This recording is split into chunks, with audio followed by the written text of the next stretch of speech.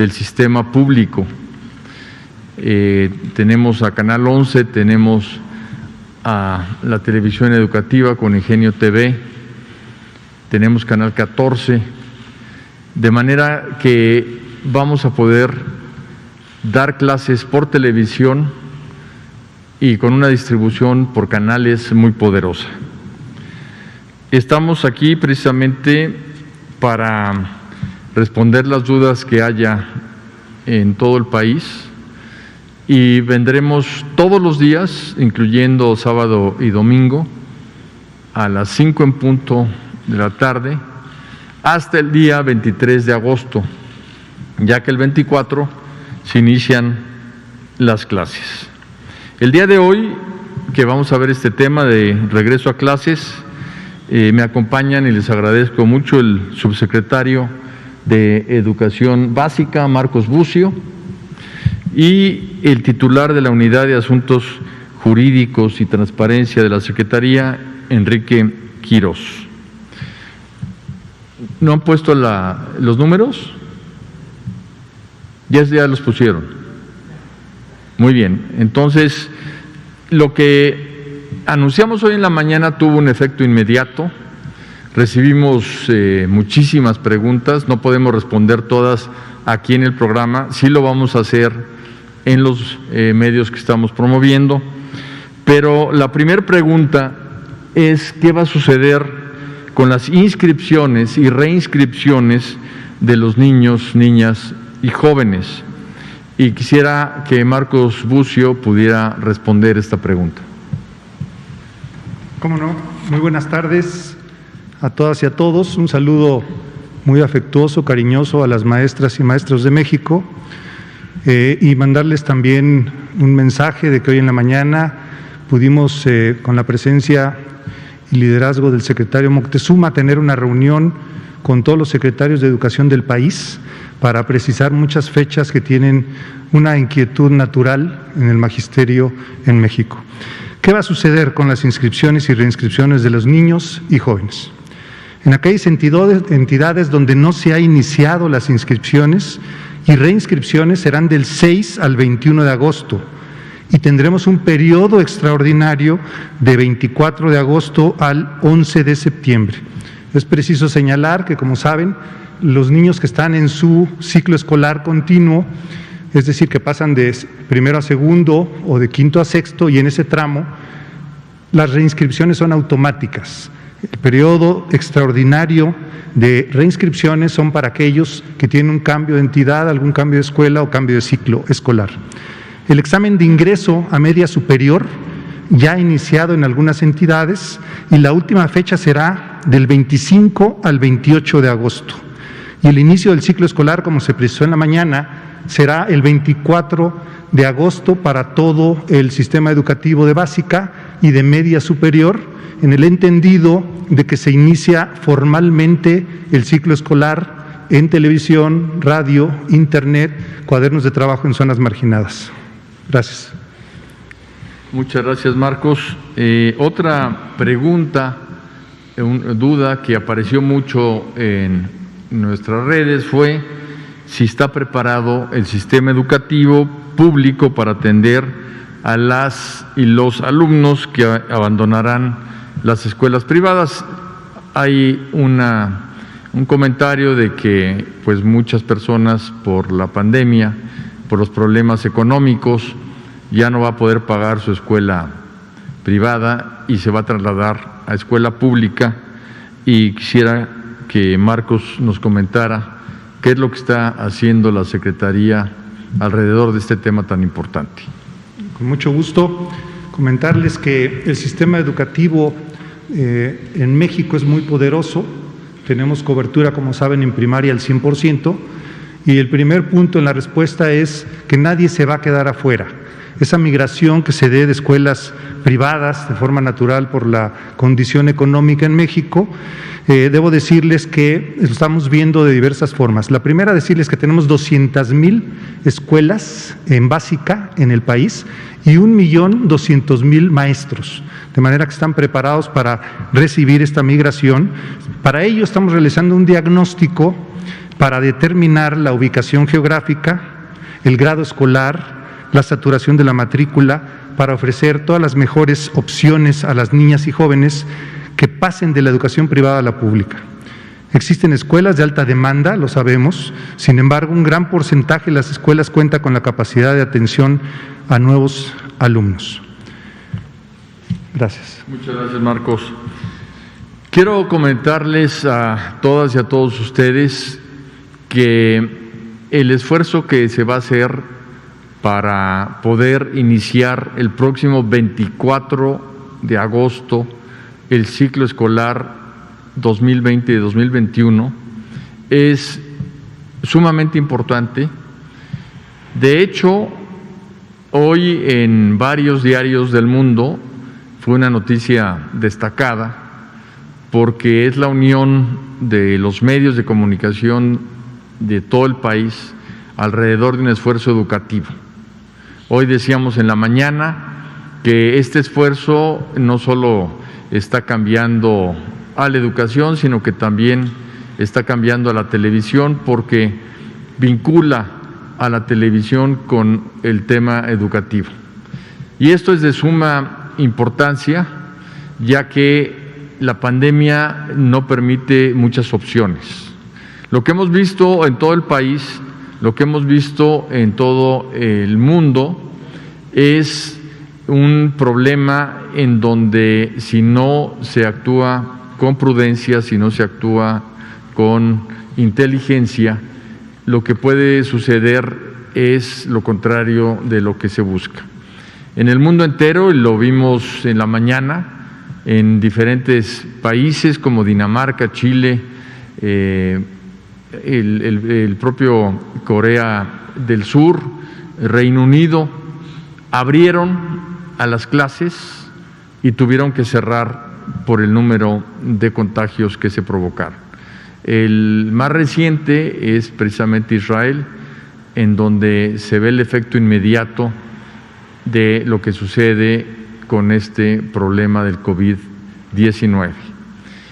Ante las pocas opciones que hay, el señor presidente pues lanzó una idea totalmente novedosa, que fue precisamente invitar a todas las televisoras a que se sumaran en un esfuerzo público-privado a lograr la transmisión de los contenidos educativos.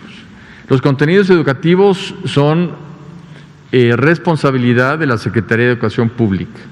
Nosotros vamos a ser responsables de todo lo que se transmita en televisión y las televisoras van a transmitir todos los contenidos que nosotros les demos. Lo importante de esta medida es que está sustentada en los planes y programas, en los libros de texto gratuito y por lo mismo van a tener validez oficial estos estudios.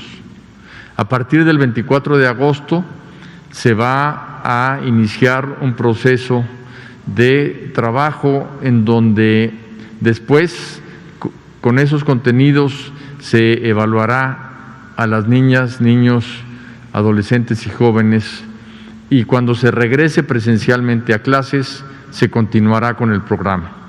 No se va a regresar a iniciar el programa. Lo que sí hemos visto, porque hay un tema de rezago, es poder tener un espacio en donde se pueda dar a las niñas y a los niños una evaluación diagnóstica y que las maestras y los maestros puedan atenderlos para ver cómo los ayudan a nivelarse. Entonces habrá un periodo de nivelación. Otro tema importante que queremos destacar es que es un esfuerzo equitativo. El 94% de las familias mexicanas tienen acceso a una televisión, de manera que llega a casi todos los hogares. Y en el 6% restante tenemos un programa para acceder a los hogares y darle a las niñas y a los niños materiales educativos, guías, libros de texto gratuito para que puedan continuar con sus estudios, y en las zonas marginadas donde no llega la televisión también se han preparado clases a través de la radio en 22 lenguas indígenas diferentes. Esto es algo muy importante porque habla del enorme esfuerzo de equidad que tiene este programa. Por ahí hemos escuchado algunas personas preocupadas porque las niñas, los niños no tienen internet, no tienen celular, no tienen algún tipo de tableta o de computadora, y esto pues no es una crítica informada, ya que estamos basando la difusión de los contenidos por televisión. Si alguien lo quiere seguir en internet podrá hacerlo, pero el esquema es que la televisión va a ser el medio que llegará a los hogares mexicanos con esto que llamamos regreso a clases, Aprende en Casa 2, porque es una versión pues mucho más potente de lo que fue en su primera etapa. Un tema importante es que se va a implementar una nueva materia, porque de la pandemia estamos aprendiendo algo fundamental. Gran parte de nuestra debilidad ante la enfermedad son precisamente otro tipo de enfermedades, todos lo sabemos, como la diabetes, la hipertensión, y todo esto es prevenible. Por lo que en las escuelas va a entrar una nueva materia que se llama vida saludable. Queremos enseñarle a nuestras niñas y niños, a nuestros jóvenes, sobre nutrición, sobre la importancia del ejercicio físico. Vamos a tener activación física en el programa de Aprende en Casa y vamos a tener activación física en las escuelas. También habrá higiene y limpieza del entorno.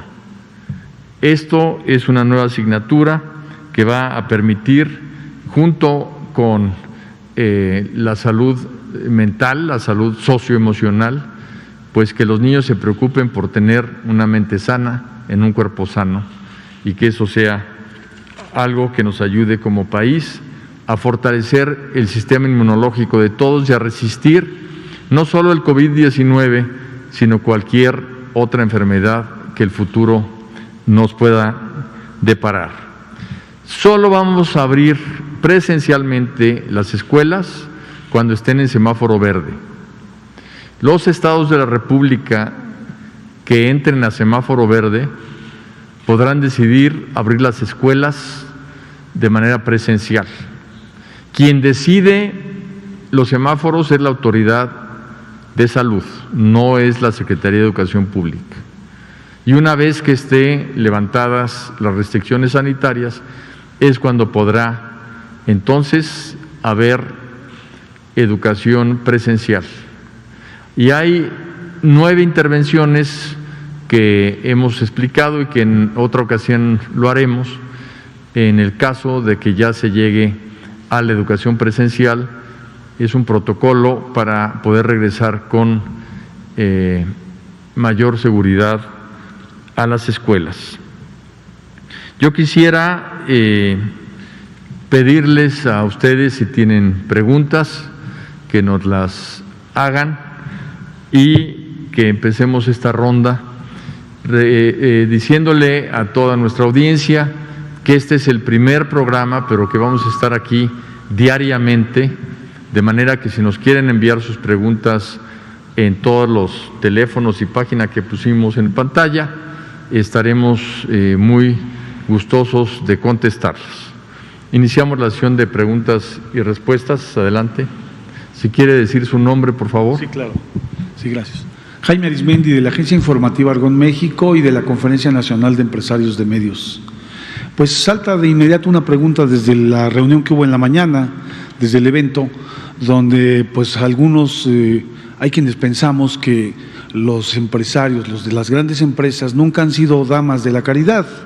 Es decir, este servicio, ¿cuánto le va a costar al pueblo, al gobierno, cómo se va a dar o cuál será el compromiso que se traiga aparejado para que las televisoras ahora estén dispuestas a hacer este gran servicio que deberán realizarlo siempre. Gracias por su respuesta.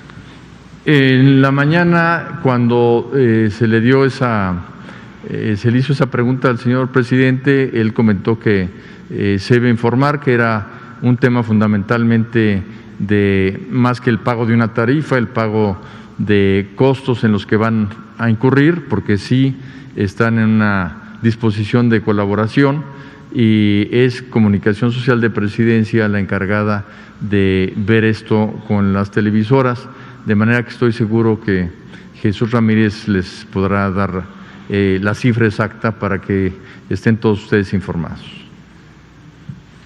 Allá atrás.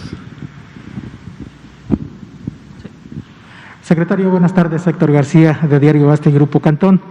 Una pregunta sería, compártanos la estrategia de la Secretaría de Educación Pública en cuanto a la entrega de los libros de texto gratuito.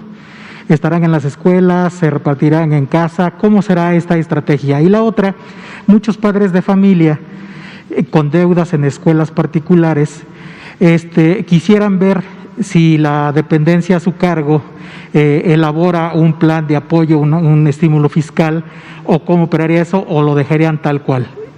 A ver si nos puede ayudar con eso, por favor. Gracias. Muy bien. Le pediría a nuestro invitado, el subsecretario Bucio, que contestara lo de los libros de texto gratuito. Con gusto. Todos los libros de texto estarán antes del 15 de agosto en todas las entidades. De hecho, ya en muchas entidades han sido recibidas. Hay, por objeto de la pandemia, algunas bodegas que están los libros ahí, pero no se pueden entregar. Se entregarán en su momento de acuerdo a las escuelas, pero tenemos la certeza de que están impresos y estarán en tiempo. Gracias, Héctor. De hecho, buena parte de los libros ya están en los estados en este momento. Sobre las deudas, la Secretaría de Educación Pública no puede, no está en sus facultades dar apoyos ni tampoco estímulos fiscales. El apoyo del que hablábamos en la mañana es que las escuelas particulares tienen algunos temas de gestoría, algunos temas en la relación con la Secretaría que estamos agilizando para que se dé una relación ágil y sobre todo pues que vean cómo todo el sistema educativo nacional es el sistema público y el privado y todos estamos haciendo ese esfuerzo por el aprendizaje de las niñas y los niños. A ver, una mujer por allá atrás. Gracias. Buenas tardes, secretario. Nayeli Roldán, de Animal Político. La primera pregunta es, en esta estrategia que nos anunciaron, ¿cómo están considerando a las madres trabajadoras? Porque obviamente comienza también el regreso paulatino a las labores en los trabajos, a ir directamente a los trabajos. ¿Qué pasará o qué está pensando la Secretaría de Educación Pública para estos casos en los que incluso ni siquiera se tienen redes de apoyo en las familias?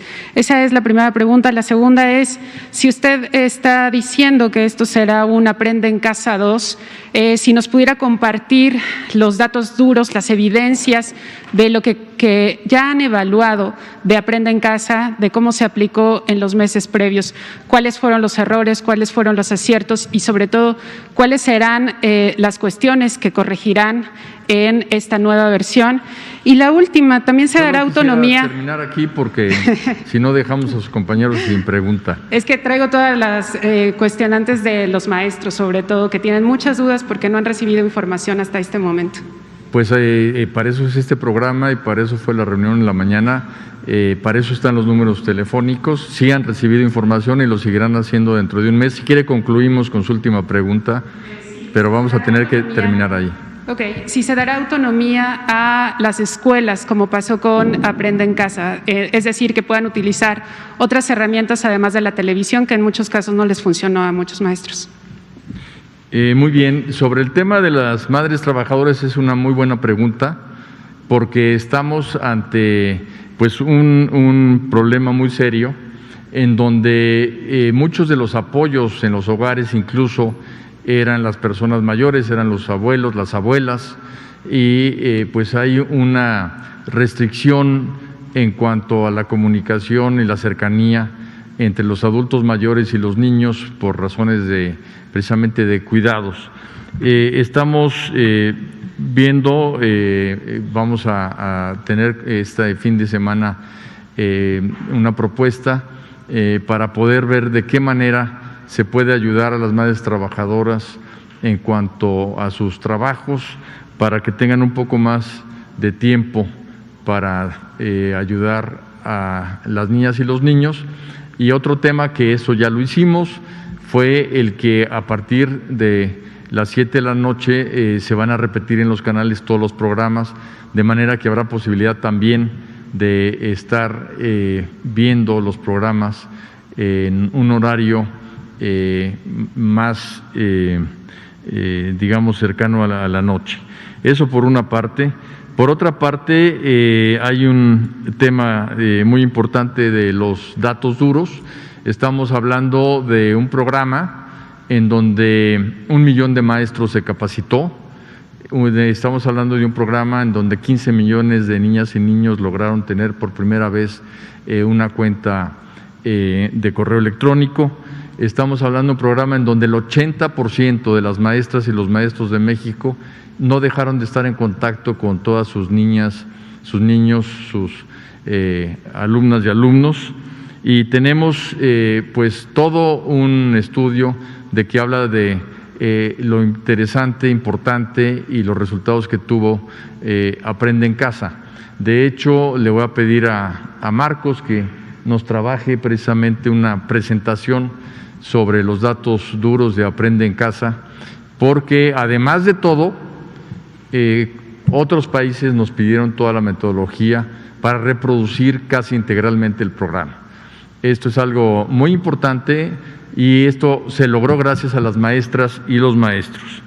Y finalmente, sí hay la televisión como el eje para el aprendizaje, pero obviamente las escuelas y los maestros podrán utilizar otras técnicas a su alcance, tanto de trabajo personal, muchos lo hicieron a través de los celulares, el internet,